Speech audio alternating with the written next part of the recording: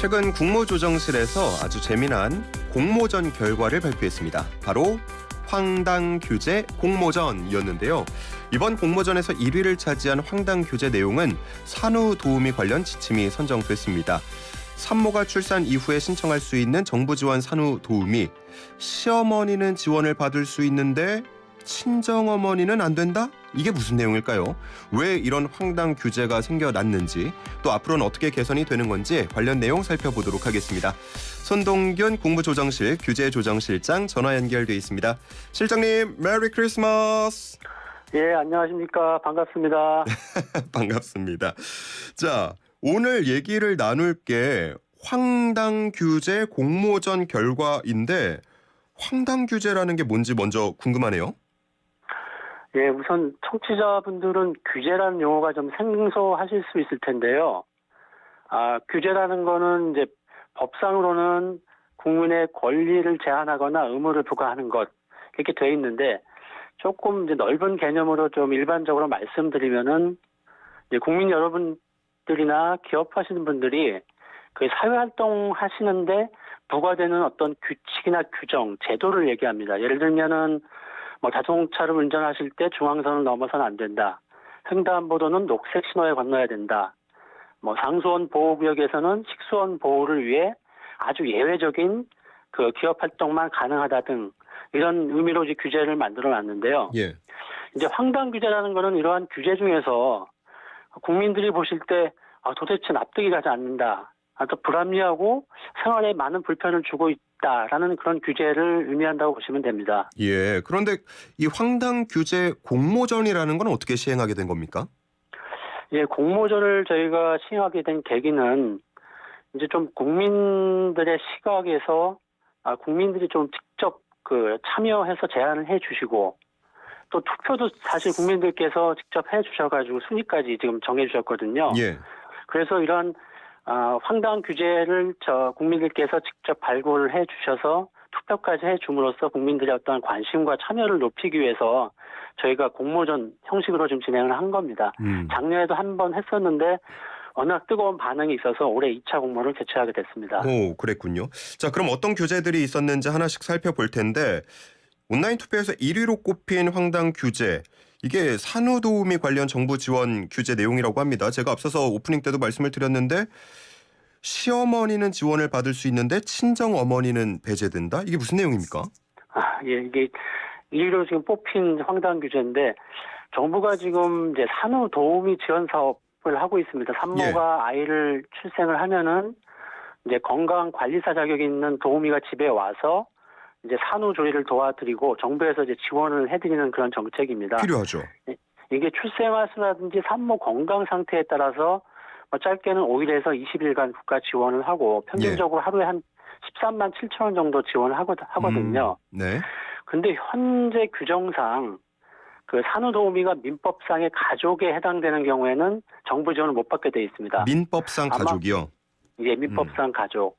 아마 이러한 원칙을 만든 이유는 이제 가족이 산후도우미가 되는 경우에는 그냥 산후조리를 제대로 해주지 않고 지원금만 받아간다든지 아니면 저희 통념상 가족은 당연히 뭐 산모를 돌봐야 한다는 것이 당연하지 국가에서 지원해주냐 이런 인식 때문에 아마 그 규정이 만들어진 것 같습니다. 근데 규정이 이렇다 보니까 생계를 달리하는 시어머니는 경우는 민법상 가족이 아니거든요. 그래서 시어머니가 산후도우미로 오시는 경우에는 지원금을 받는데 친정어머니는 민법상 가족이기 때문에 지원금을 못 받는 이런 경우가 생긴 겁니다.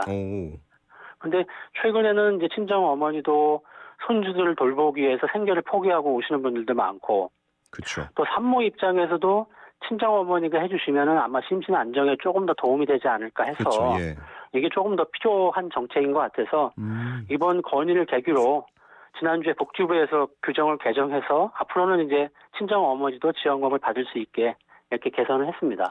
둘 다 배제가 되는 쪽이 아니고 둘 다 포함이 되는 쪽으로 개정이 돼서 마음에 듭니다. 또 다른 황당 규제들은 어떤 게 있었습니까? 다자녀 가구 중학교 우선 배정 관련해서 현재 저희가 저출산 극복 대책의 하나로 3자녀 이상 다자녀 가정에 대해서는 자녀 모두에게 중학교 우선 배정 혜택을 주고 있거든요. 근데 이 셋째 중에서 세 자녀 중에서 첫째가 이제 18세를 넘으면은 다자녀 수에서 제외가 됩니다. 아, 그럼 나머지 둘째, 셋째도 중학교 혜택을 받지 못하는 이런 경우가 생기기 때문에 사실 제도 취지에는 안 맞는 그런 결과가 나와서 이제 이것도 개선을 해서 이제 첫째 나이에 관계없이 이제 모두 혜택을 받도록 지금 개정을 완료했습니다. 예, 디지털 온누리 상품권 관련된 내용도 있다고요? 예, 그렇습니다. 그러니까 아마 지금 디지털 온누리 상품권은 지금 많은 분들이 뭐 전통시장이나 주변 상가에서 많이 사용을 하고 계실 텐데요. 특히 종이 상품권보다 요즘엔 디지털을 많이 활용하고 계실 텐데 잔액이 남았을 때 예, 이 잔액보다 비싼 물품을 구입하게 되면은 잔액이 먼저 사용되는 게 아니라 그 잔액은 그대로 남고 그 상품권 통장하고 연계돼 있는 그 신용카드나 체크카드에서 결제가 됩니다. 그럼 잔액은 만약에 계속 7,000원 정도의 잔액이 남아 있는데 예. 9,000원짜리를 사면 7,000원에다가 2,000원 내 돈 나가는 게 아니라 9,000원이 내 돈으로 먼저 다 나가는 거예요? 예, 그렇습니다. 7,000원은 그대로 남아 있고요. 어. 그러니까 이 사용자 입장에서는 꼭 잔액에 맞춰서 뭔가 상품을 구입해야 되는 불편함이 좀 있게 되는 그러네요. 겁니다. 예. 그래서 앞으로는 이제 부족한 잔액이 먼저 사용되고 나머지는 신용이나 체크카드에서 이제 자동 충전이 돼서 사용할 수 있도록 저희가 지금 제도 개선을 할 예정입니다. 야, 이거 들어보니까 정말 국민들 목소리가 잘 반영이 되는 아주 좋은 공모전이 아닌가라는 생각도 드는데요. 예. 우리 실장님 뭐 개인적으로 말씀해 주신 거 외에 이 규제 좀 황당하게 느껴졌다라고 생각하신 게 있습니까?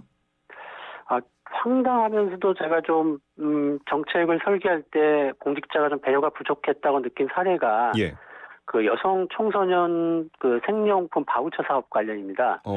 그 현재 이제 기초생활수급자라든지 차상위 계층, 뭐 한부모 가정에 있는 여성 청소년에 대해서는 정부가 월 13,000원의 생리용품 바우처를 지원을 하고 있는데요. 예. 이 바우처 카드로는 봉투를 구매할 수 없게 돼 있습니다. 너무 경직적인 좀 집행인데 사실 요즘 뭐 동전을 가지고 다니는 사람도 좀 드물고 예. 좀 작은 돈이지만 봉투값이지만 사실 여유가 없는 사람도 있을 텐데 예. 이 바우처 카드로 그냥 봉투를 구매할 수 없게 해놔서 실제로 저희가 현장 조사를 해보니까 일부는 조금 이 생리용품을 살 때 좀 부끄러워서 구매를 주저하는 그런 경우가 많이 생겨서 아하. 앞으로는 조금 당연히 뭐 이러한 바우처 카드로 생리용품을 사면은 봉투는 당연히 살 수 있게 그렇게 해줄 그럴 예정입니다. 예, 꼭 필요한 부분 같습니다. 예. 근데 이렇게 듣다 보니까 약간 아쉬운 점은 왜 미리부터 이런 부분들이 다 좀 보완이 되지 않았을까? 처음 만들 때부터 그런 생각도 들거든요. 그 규제가 생겨난 배경은 어떻게 봐야 됩니까? 사실 규제라는 것이 쉽게 만들어지지는 않습니다. 법에 근거한 규제는 국회의 논의를 통해서 통과가 되고 예. 시행령은 뭐 국무회의 심의를 거친다든지 기타 뭐 다른 규제들도 입법 예고하고 법제처 심사도 받고 여러 가지 그 정부의 절차를 밟거든요. 근데 이런 규제가 생기는 이유는 저도 이제 고민을 해봤지만 첫 번째로 아마 실제 정책을 집행하는 현장 상황에 대한 고민이 좀 부족하지 않았나. 그래서 현장과 좀 괴리되는 이런 규제가 생긴 게 아닌가 하는 그런 생각이 있고요. 예. 그 두 번째로는 설계 당시에는 맞았지만 이게 한 몇 년 지나고 나면은 정책 환경이 좀 변하거든요. 그럴 수 있죠. 그러니까 정책 환경을 반영하지 못하는 이런 규제들이 있지 않는가 이런 생각이 듭니다. 예. 방금 말씀을 해주신 것처럼 법안이나 시행령 등을 통해서 규제가 생겨난다면 이 규제를 완화하거나 바꾸기 위해서는 어떤 절차가 필요한 겁니까? 마찬가지로 법을 바꾸는 경우에는 이제 국회에 가서 논의를 거쳐서 국회에서 통과가 돼야 되는 거고요. 예. 그 나머지 시행령 이하 시행규칙 뭐 관련 지침 이런 것들은 정부 내에서 할 수가 있습니다. 그래서 정부 내에서 할 수 있는 것들은 정부 내에서 조속히 지금 개선을 해나가고 있습니다. 그랬군요. 이번이 2회차라고 하셨고 작년에 공모전이 진행이 됐을 텐데 작년에는 황당 규제 사례들 어떤 게 있었습니까? 대표적으로 한 2개 정도 말씀을 드리면은 반려견 요즘에 이제 반려동물 인구가 많으실 텐데 예. 이 반려견 목줄 착용 관련해 가지고 이게 법에 따라서 그 의무화가 좀 제각각이라서 혼란이 있었습니다. 동물보호법에는 뭐 3개월 미만의 반려견 경우에는 목줄 착용 안 해도 된다. 근데 공원녹지법에는 이제 모든 반려견에 대해서는 목줄을 착용해야 된다. 그래서 국민들이 어디에 지금 맞출지 조금 혼란스러웠었는데 예.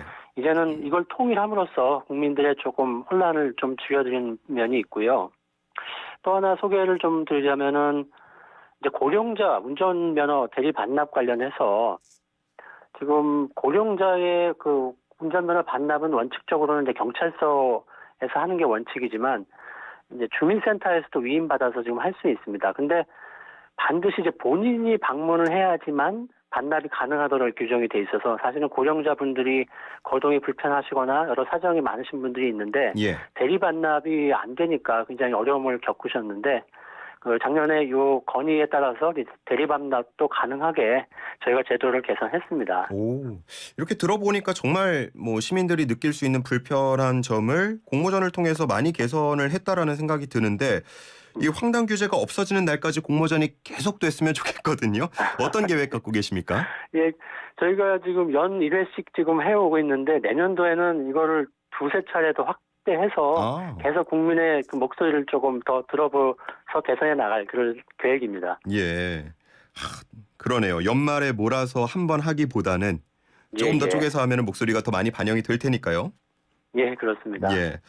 자, 이렇게 규제를 개선하는 것이 중요한 이유, 그리고 우리 사회의 규제 개선이 필요한 이유라고 하면 어떤 게 있겠습니까?